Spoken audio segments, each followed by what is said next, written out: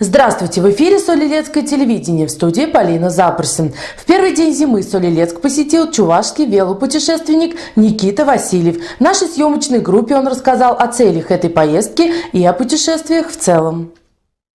Большое восточное путешествие от Чебоксар до Владивостока. 1,5 месяца и 1300 километров позади. Дальше зимовка в Средней Азии, а пока ночлег в Солилецке.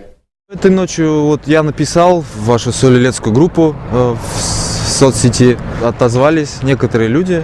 Надеюсь, сейчас еще дальше спешусь. И хотелось бы побывать в вашем городе, не проезжать мимо.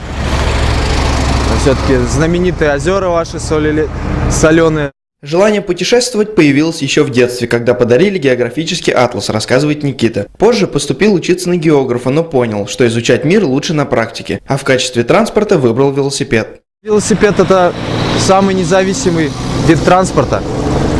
Раньше я путешествовал автостопом, объездил так Украину, Белоруссию, но все-таки сейчас я выбрал велосипед. Это потому что свобода во всем. Получаешь только здоровье, здоровое тело, мышцы всегда в тонусе.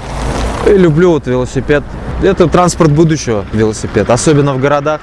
Сначала было тяжело, признается Никита, но это уже не первое путешествие, поэтому из серьезных трудностей только встречный ветер. А вообще, на то оно и путешествие, чтобы справляться с трудностями. Конечно, не просто взять и поехать на велосипеде в другую страну, хотя об этом мечтают многие. Никита часто встречает желающих составить ему компанию, но предпочитает странствовать один.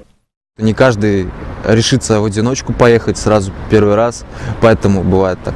Просят меня об этом. Но я никого в дорогу не беру, потому что если человек действительно хочет поехать в дорогу, если он действительно этого желает, он поедет без никого, никого не возьмет, никого ничего не будет спрашивать. Я, по крайней мере, не встретил такого человека, с которым я хотел бы поехать в дорогу. Это очень тяжело психологически. Большинство людей, когда слышат о таких путешественниках, задаются вопросом, откуда они берут деньги и сколько их нужно, чтобы поехать смотреть мир. Само собой, я не мог оставить это без внимания и спросил об этом Никиту. Зависит лично от каждого, сколько денег. Кому-то будет и 2, и 5 тысяч рублей в день мало. Для меня все мое питание походное – это котелок и гречка. Остальное – это все гостеприимные люди, которые принимают меня в гостях, помогают мне с ночлегом. Сейчас у меня есть такая поддержка из Чувашии, наших чувашских компаний, которым я очень благодарен. А Кавказ я проехал абсолютно без денег. 14 месяцев я выехал без денег.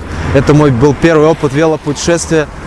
Большое Восточное Никита планирует закончить следующей осенью, а после мечтает совершить кругосветное путешествие. Вчера он отправился в Акбулакский район. Сегодня его взору открылись просторы Казахстана. Пожелаем нашему новому другу хорошей погоды, красивых пейзажей и гостеприимных людей. Счастливого пути!